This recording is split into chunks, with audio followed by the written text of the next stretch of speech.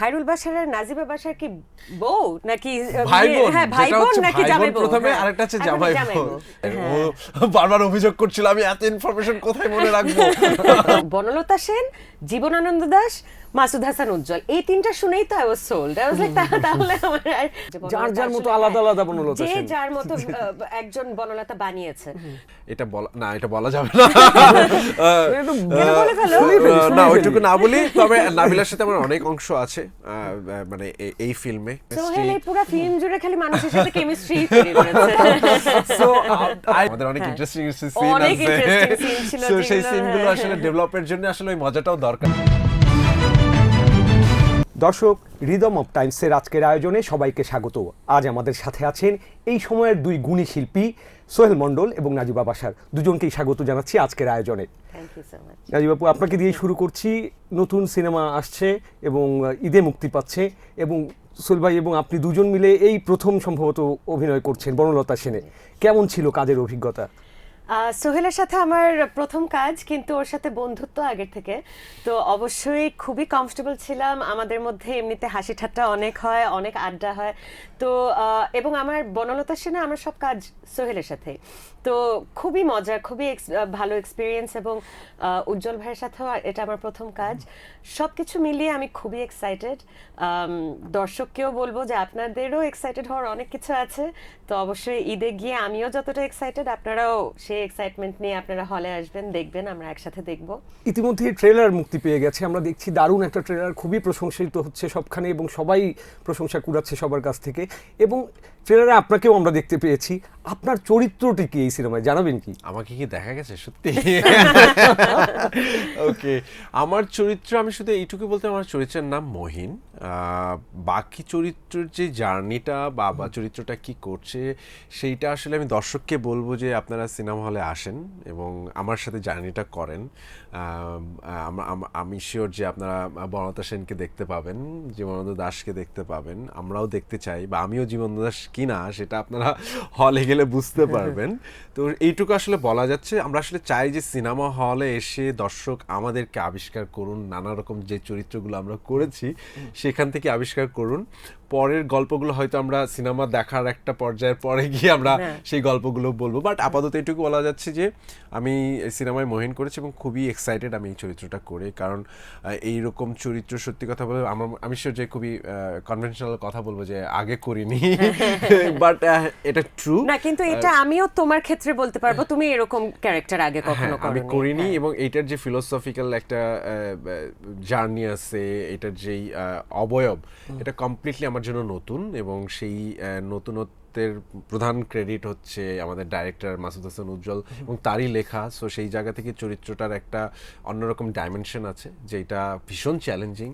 এটা ফিজিক্যালিও মেন্টালিও ভীষণ চ্যালেঞ্জিং ছিল আমার জন্য করা। ফিজিক্যাল ও মেন্টাল দুই ধরনের চ্যালেঞ্জের কথা বলেন। এর আগেও আমরা দেখেছি যে বিভিন্ন সময় আপনি অনেক ঝুঁকি নেন, বিশেষ করে হাওয়ার সময় ডিপসিতে সাঁতার কাটা, এবং এখানেও কি এই ধরনের কোনো কাজ করতে হয়েছে? এখানে আমাকে আমার চুল দাড়ি খুব সহজে গজায় না, মানে অল্প সময় লাগে, বেশি সময় লাগে। সো সিনেমার শুরু আগে 3-4 মাস আগে থেকে আমাকে চুল দাড়ি নিয়ে শুরু করতে হয়েছে। সেটা ভেবেছিলাম 3-4 মাসের মধ্যেই শেষ হয়ে যাবে, বাট সেটা শেষ হয়নি। আমাকে কমপ্লিটলি একটা বছর টেনে নিয়ে যেতে হয়েছে সেই চুল দাড়ির অংশটুকু। এটা তো একটা গেল।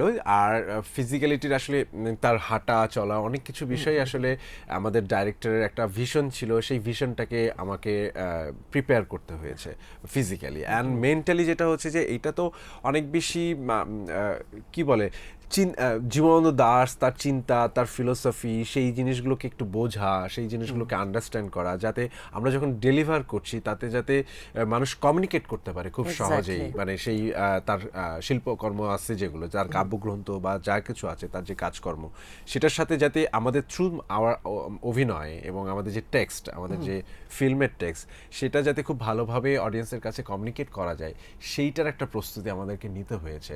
এবং অবশ্যই ডাইরেক্টরের একটা ভিশন আছে এই চরিত্রটা নিয়ে, সেই চরিত্রটাকে আমরা ঠিকঠাক ওই ভিশনের কাছাকাছি পৌঁছানোর একটা যে চেষ্টাটা, সেটার একটা মেন্টাল প্রেশার ছিল যে আদৌ আসলে আমরা হয়ে উঠতে পারছি কিনা, দর্শককে বিলিভ করতে পারবে কিনা, সেই মেক বিলিভের জায়গাটা তৈরি করাটা একটা চ্যালেঞ্জ ছিল আমাদের। বনলতা সেন আমাদের মিথোলজি, এটা আমরা বলতে পারি, কারণ এমন একটি কিংবদন্তি চরিত্র, এবং সেটাকে ধারণ করা, সেটাকে নিয়ে কাজ করা, এটা আসলেই আপনার কাছে কেমন লেগেছে আপু? আমার কাছেও আমি সোহেলের কথাটাই বলবো যে চ্যালেঞ্জটা কোথায় ছিল।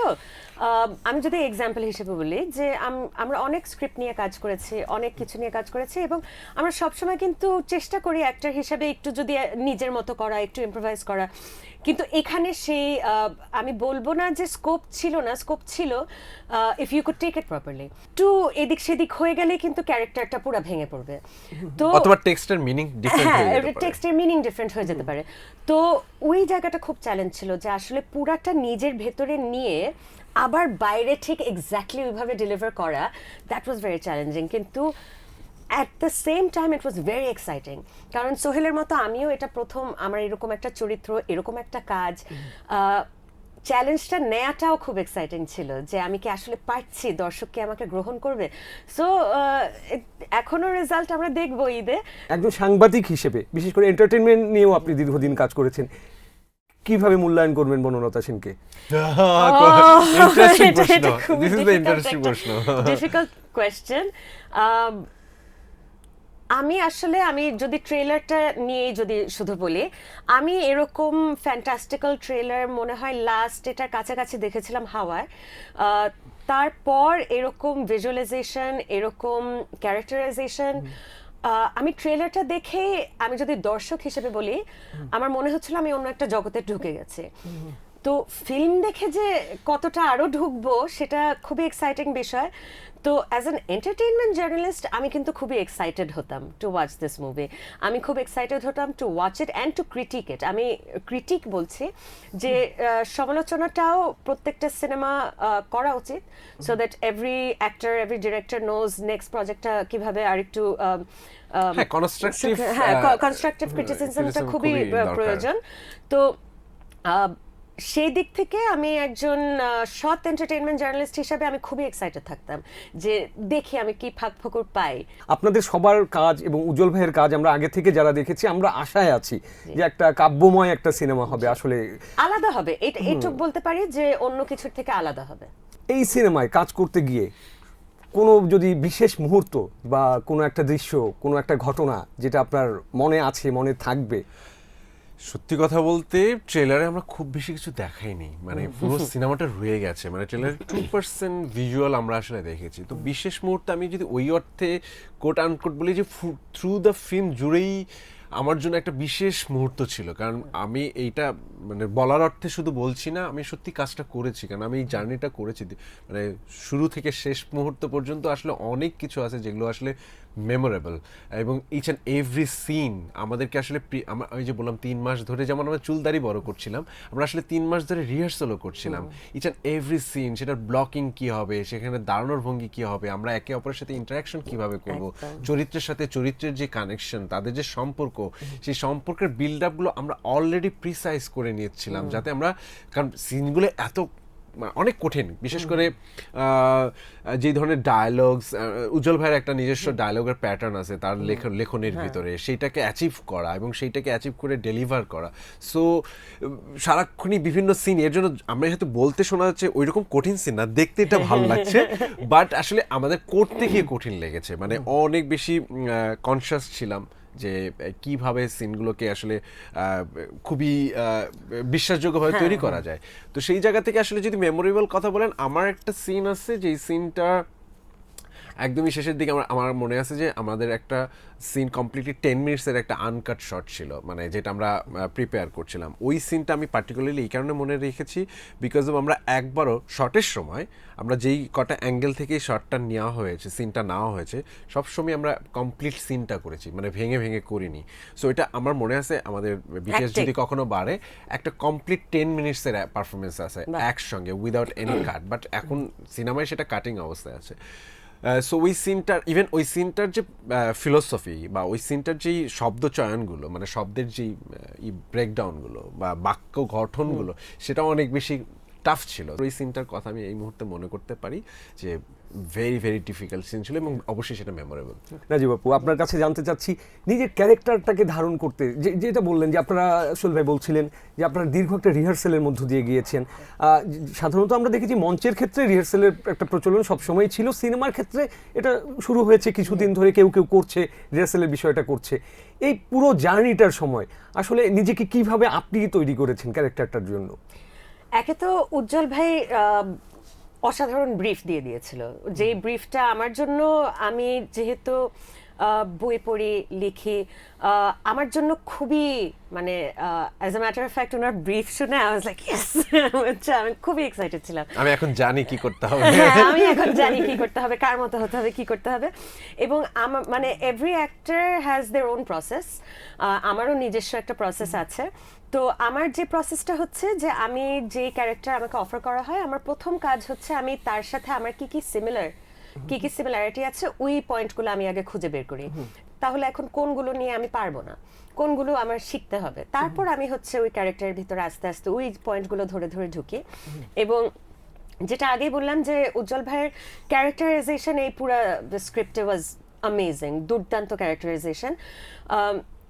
এমনকি যে আমরা সেটে যাওয়ার পর উনি যেভাবে ক্যারেক্টার লুকটাও সেট করেছে, যখন আমার চুলটা ওরকম করে দিচ্ছে আমি আরেকটু হয়ে উঠছি, আমাকে যখন কস্টিউমটা পরাচ্ছে আমি আরেকটু হয়ে উঠছি।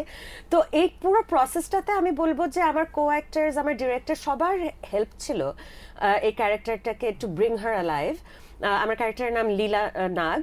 তো লীলার সাথে আমি অনেক সিমিলারিটি খুঁজে পেয়েছি, অনেক ডিফারেন্সেস খুঁজে পেয়েছি, কিন্তু আমার ধারণা ও সব কিছু নিয়ে আমার মনে হয় I did a pretty good job. আমরা যারাই বনলতা সেন পড়েছি সবার একটা আলাদা ভিজুয়ালাইজেশন ছিল, যে যার যার মতো আলাদা আলাদা বনলতা যে সেন, যার মতো একজন বনলতা বানিয়েছে।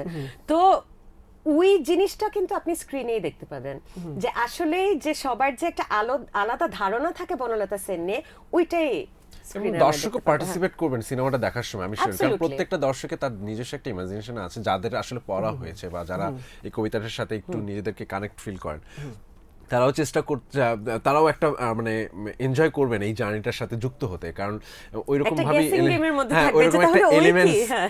বা আদৌ মানে বিষয়টা কি ওইরকম মানে, বা আসলেই জীবনানন্দ দাশ তার কোন ফিলোসফিটাকে আসলে ধরতে চেয়েছেন বা কোন চিন্তাটাকে তিনি আসলে সার্ভ করতে চেয়েছেন এই কবিতার মাধ্যমে। তো সেইটা এমন মানে যতটা বলছি জিনিসটা শুনতে অনেক কঠিন লাগছে, কিন্তু আসলে দেখতে অতটা কঠিন হবে না। কারণ এইটাই ডাইরেক্টরের মুনশিয়ানা, যে তিনি কতটা সহজভাবে সেই চিন্তাটাকে আবার ভিজুয়ালে নিয়ে এসেছেন আর কি। অ্যাবসলিউটলি। উজ্জ্বল ভাই খুব সুন্দর একটা কথা বলছেন যে আমরা যে কোনো ম্যাটেরিয়ালস দিচ্ছি দর্শকের জন্য একটু অতৃপ্ত ভাব রেখে দিচ্ছি, এই তৃপ্তি ভাবটা যেন তারা সিনেমা হলে এসে পূর্ণতা পায়, মানে তার তৃপ্তি পায় সে। এর জন্য আমাদের চেষ্টাটা আছে। আমরা চাই দর্শকরা আসলে টিকিট কেটেই সিনেমা হলে যাক, কিন্তু সিনেমা হল সংকট, ই টিকেটিং এর ব্যবস্থা নেই, সব কিছু মিলে একটা হযবরল অবস্থা আমরা দেখতে পাচ্ছি ইন্ডাস্ট্রির, এবং দীর্ঘদিন ধরেই এটা চলছে। এইটাকে আপনারা আর্টিস্ট হিসেবে কিভাবে দেখেন? প্রথমত বলি, প্রত্যেকটা ইন্ডাস্ট্রি আসলে একটা কোলাবোরেশনের মাধ্যমে চলতে থাকে। সেটা আমরা যারা বানাচ্ছি, যারা ডিস্ট্রিবিউশন করবেন এবং দর্শক যারা দেখবেন এবং যারা এই স্পেসটাকে দেখাবেন, মানে প্রদর্শন করবেন, এই 4টা বা 5টা কমিউনিটিকে একসঙ্গে একটা রান করলে একটা ইন্ডাস্ট্রির যে হযবরল লটা সেটা কেটে আসবে। তো শুরুয়াত হয়েছে, একটা ওটিটির বুম হয়েছিল, সেখানে ভালো কন্টেন্ট বানানোর অভ্যাস, মানুষকে ভালো কন্টেন্ট দেখার অভ্যাসের মধ্যে আবার ফিরিয়ে আনা, এবং তারপরে এখন সিনেমা হলেও ভালো সিনেমা হচ্ছে, যতটুকু আমাদের হল সাপোর্ট সিস্টেম আছে সেই সাপোর্ট সিস্টেমের মধ্যেও সেই সিনেমাগুলো ভালো করছে। এবং দর্শক যে আসলে সিনেমা হলে সিনেমা দেখতে চান, সেই অভ্যাসটা যে তাদের ভিতরে আবার হচ্ছে, সেটা কিন্তু আমরা সম্ভাবনাটা দেখতে পাচ্ছি। এখন আমাদের কাজ হচ্ছে সেই সম্ভাবনাটাকে নেক্সট স্টেজে নিয়ে যাওয়া, অর্থাৎ আরও বিভিন্ন জেলায় সেই সিনেমা, একটু ভালো পরিবেশের সিনেমা হল তৈরি করা, যেহেতু ভালো সিনেমা তৈরি হচ্ছে, এবং সেটা শুধু ঈদ বেস করে না, সারা বছর জুড়েই সেই ভালো সিনেমা করা। ও যেটা বললো যে ঈদ সিনেমার বাইরে আসতে হবে আসলে। দেখেন যখন অপেনহাইমার বের হচ্ছে, যখন বারবি বের হচ্ছে, আমরা ঠিকই ডেট ঠিক করে রাখছি না যে এই জুলাইয়ের 7 তারিখে বের হচ্ছে, আমরা কিন্তু বলছি না যে ঈদের দিন বের হবে, ঈদের দিন দেখতে যাব। তো যদি আমাদের দেশেই দর্শক বারবি আর অপেনহাইমার অফ সিজন দেখতে যেতে পারে, তাহলে আমাদের সিনেমা কেন দেখতে যেতে পারবে না? আমরাও বারবি অপেনহাইমারের মতো এরকম প্রচারণা করি, আমরাও ঈদের বাইরে গিয়ে আমরা সিনেমা দেখাই, ভালো সিনেমা দেখাই। আর ভালো সিনেমার প্রচারণায় কোনো কিছু আটকে রাখে না, মানে Exactly. দর্শক প্রুফ করে দিয়েছেন তারা ভালো সিনেমার অ্যাপ্রিশিয়েট করতে জানেন, এবং ভালো সিনেমা হলে তারা উৎসব করেই হলে দেখতে যান। দেখতে দেখতে যান, যাবেন। সেটা ঈদ হোক বা ঈদের বাইরে হোক, সেটা কিছুটা আজ পাওয়া যাচ্ছে। এই পদ্ধতিতে থেকে মুক্তি পাওয়ার উপায় আপনি কি মনে করেন? আমরা বহু বছর ধরে শুনছি বিভিন্ন সরকার এসেছে, সরকার চলে গেছে, নতুন সরকার এসেছে, আরও একটি সরকার এসেছে, বিভিন্ন পদ্ধতি আমরা শুনেছি, এটা হবে ওটা হবে, এই পরিকল্পনা ওই পরিকল্পনা। আসলে সরকার needs to learn to respect film and cinema. আমি যতদূর দেখেছি যে কখনো কিন্তু আর্ট এন্টারটেইনমেন্ট এটা কোনো টপিকেই আসে না। এটা রাস্তায় হোক, পার্লামেন্টে হোক, this is not a topic to them at all. Sohel একটু আগেই বলছিল যে অভিনয়কে একটা প্রফেশন হিসেবেই দেখা হচ্ছে না। এটা যদি সরকার, একটা দেশের সরকার যদি এটাকে মর্যাদা না দিতে জানে, তাহলে দর্শক কিভাবে জানবে, সোসাইটি কিভাবে জানবে? পুরো একটা প্রক্রিয়ার মধ্য দিয়ে সিনেমার পুনর্জাগরণ এটা অব্যাহত থাকুক এবং নতুন করে আবার সুদিন শুরু হোক বাংলা সিনেমার। এবং যেহেতু বনলতা সেন নিয়েই আমরা কথা বলছি, সেই ক্ষেত্রে এই ক্যারেক্টারটা আপনার জীবনে কতটা মাইলফলক হয়ে থাকতে পারে আপনি মনে করছেন? যে এই সিনেমাটা একটা বিশেষ জায়গা হয়ে রয়েছে আমার জন্য, কারণ এই সিনেমার পিছনে প্রায় অলমোস্ট আগে পরে মিলে 1.5 বছরের একটা জার্নি আছে, মানে কমপ্লিট 1.5 বছরের একটা জার্নি আছে। সেই অর্থে আমার নিজের জীবনের জন্য মাইলফলক। আমি অনেকটা পরিশ্রম করেছি এই সিনেমার জন্য, এবং এটা আমার খুব ভালোবাসার একটা সিনেমা। আমার অনেক পরিশ্রম হয়েছে বলেই ভালোবাসাটা বেড়ে বেড়ে আসতেছে আর কি। আসলে আর্টিস্টরা তো হাজার বছর ধরেই পথ হাঁটতে থাকেন এবং একটা ভালো কাজের কাছে দুদণ্ড শান্তি খোঁজেন। তো সেই দুদণ্ড শান্তি পেলেও আসলে অনেক কিছু অনেক মানে কিছু। একজন আর্টিস্টের কাছে। আপু, আপনি কিভাবে দেখবেন পুরো ফিল্ম, নিজের ক্যারেক্টার, চরিত্র এবং এই সিনেমার সাথে নিজেকে জড়িয়ে ফেলার যে মুহূর্তগুলো? ওই যে চাকরি, অ্যাক্টিং, দুটা সব একসাথে মিলিয়ে আমার আবার কাজ থাকে। ওদের সাপোর্ট ছাড়া আমি এটা ওভারকাম করতে পারতাম না। আমি ওভারকাম করতে পেরেছি, আমি আমার কাজগুলো আশা করি আমি ঠিক করে করতে পেরেছি। কিন্তু জার্নি হিসেবে আমি যেটা বলবো যে আমার কাজের অংশটুকু খুব কম ছিল। সোহেলের যত লম্বা সময় ধরে কাজ করেছে, আমার অত লম্বা সময় ধরে কাজ করতে হয়নি। তবে ক্যারেক্টারের কথা যদি বলি, যে আমার ন্যাকই আছে চুজ করা এমন এমন ক্যারেক্টার যেগুলো থেকে আমিও কিছু শিখতে পারবো, দর্শকও কিছু শিখতে পারবে। যখন ওনারা অ্যাপ্রোচ করেছে আমাকে সিনেমাটা নিয়ে, আমাকে স্ক্রিপ্টটা বলেছে, আমার তো বনলতা সেন, জীবনানন্দ দাশ, মাসুদ হাসান উজ্জ্বল, এই তিনটা শুনেই তো I was sold. I was like তাহলে আমার আর তো কিছু দরকার নেই। কিন্তু স্ক্রিপ্ট পড়ার পর, প্রোডাকশন শেষ করার পর, এখন ট্রেলার দেখার পর, প্রত্যেকটা ধাপে I can say I feel very proud. Sohel ভাই, মঞ্চ দিয়ে যাত্রা শুরু হয়েছে আপনার, দীর্ঘদিন মঞ্চে কাজ করেছেন, এরপর একে একে সব দারুণ কাজ করেছেন, মায়ার জঞ্জাল, তাকদীর, বড় বড় সব কাজ করেছেন, হাওয়া। বাংলা সিনেমার যতগুলো ভালো কাজ গত কয়েক বছরে আমরা দেখেছি, বেশিরভাগের সাথেই আপনি সংযুক্ত ছিলেন। কোনো মতে, বাট স্টিল আমার অনেক আক্ষেপ আছে, অনেক প্রজেক্টের সাথে আমি ছিলাম না। আর কয়টা সোহেল? না, অ্যাজ আ অ্যাক্টর এটা তুমি খিদাটা রয়ে যায়, খিদাটা রয়ে যায়। মনে হয় যে আমি যদি একটু করতাম পারফরমেন্সটা। না, এই ক্ষুধা থাকবেই, এটা থাকতেই হবে, সবারই থাকে। আসলে অনেক চরিত্র যেটা হয়ে যায় যে এটা আমি কেন না, এই প্রশ্ন Exactly, উঠতেই পারে। এটা অনেক এটা আসে। হবেই, এটা হবেই। মায়ার জঞ্জালে নিজের চরিত্রটিকে কিভাবে কাজ করেছেন? কারণ এটা তো কলকাতার একজন পরিচালক এবং সেখানে দুই বাংলা মিলে কাজ হওয়া, কেমন ছিল এক্সপেরিয়েন্সটা? খুব অদ্ভুত অদ্ভুত আর্টিস্টের সাথে কাজ করার অভিজ্ঞতা হয়েছে, তাও আমি শুরুয়াতের দিকে, মানে তখন পর্যন্ত আমি রেকগনিশন পাইনি। আমি 2018 সালে শুট করেছিলাম, আমি তখন পর্যন্ত তাকদীর করিনি, হাওয়া করিনি, কিচ্ছু করিনি। বরঞ্চ এগুলো আসছে আমার এই সিনেমাটার কারণে, মানে এর জন্য মায়ের জঞ্জাল খুবই স্পেশাল আমার কাছে। আর সবচেয়ে বড় কথা হচ্ছে Indraneil Roy Chowdhury, he is a fantastic director. অনেক প্রভাব রেখেছেন আমার পরবর্তী কাজে, মানে মানসিকভাবে তার সাথে কাজ করতে গিয়ে যেই প্রসেসটার মধ্য দিয়ে আমি গিয়েছিলাম, সেটা আমাকে অনেক কাজে দিয়েছে পরবর্তী যে কোনো কাজের ক্ষেত্রে। এটার পরেও একটা জিনিস বলতে পারি যে একটা হচ্ছে ইন্দ্রনীল রয় চৌধুরী, ঋত্বিক চক্রবর্তী, অপিয়াপার আমার মানে আমি ওনার ক্রাশ বলতে পারেন না, আমার তার সাথে আমার মিট আপ হয়েছে পার্টিকুলার এই সিনেমার মাধ্যমে। সো অনেকগুলো ঘটনা, ইভেন্ট এই সিনেমা মানে যুক্ত করছে আমার লাইফে। এই ফিল্মটা আসলেই অনেকটা মানে কি বলবো এটাকে, মানে পরে এসেও কিন্তু লঞ্চ তোমাকে করেছে মোটামুটি। এক্স্যাক্টলি সিনেমাটা আমার জন্য ভীষণ ইম্পর্টেন্ট আর কি আমার লাইফের জন্য এবং আমার কাজের ক্ষেত্র। অনেকগুলো ভালো মানুষের সাথে আমার আসলে পরিচয় হয়েছিল এই সিনেমার মাধ্যমে, এইটুকু আসলে বলতে পারি। কমিউনিটি তৈরি হয় এবং ভালো মানুষদের সাথে পরিচয় হওয়া এবং ভালো কাজের মানুষদের সাথে পরিচয় হওয়া কিন্তু খুব জরুরি। এটা যে কোনো ক্ষেত্রেই জরুরি, যে কোনো একদমই তাই, ক্ষেত্রেই। একদমই তাই। একদমই। বাবু, আপনি কিভাবে দেখেন? বাবা মা দুজনই ছবি জঙ্গলের মানুষ এবং খুবই পরিচিত দুজন মানুষ। আপনার শুরুটা কিভাবে হয়েছিল? আমার শুরু হয়েছিল আসলে, মা বাবা তো থিয়েটার করতেন, অনেক বছর ঢাকা থিয়েটারে ছিলেন। তারপর আমরা চলে গেলাম সৌদি আরবিয়াতে, ওইখানে 14 বছর ছিলাম। তারপর আমি, আমার মা আর আমার বোন ফিরে আসি। সুবর্ণা মোস্তফা, যিনি কাজ করতেন মা বাবার সাথে, উনি একদিন ফোন করে বলে যে তোর মা বাবা থিয়েটার করে, তুই নাচিস, তুই একটু ট্রাই করে দেখ না। কিন্তু উনি আমাকে একটা স্ক্রিপ্ট পাঠানোর পর একটা পার্টিকুলার ক্যারেক্টার, ওইটা পড়ে আমার খুব লোভ লেগে গেল যে আল্লাহ, এত ভালো একটা মেয়ে, আমি তো ওর মতো হতে চাই। তখন আসলে চেষ্টা করে দেখা এবং ক্যামেরার সামনে প্রথমবার দাঁড়িয়ে যখন ওই ক্যারেক্টারটা হয়ে আমি যখন প্রথম ডায়লগটা দিলাম, তখনই কি জানি একটা ক্লিক করলো আমার মাথায় যে না, এটা তো আমার ভালো লাগছে, এটা তো আমি মনে হয় করতে পারবো, আমি মনে হয় পারছি।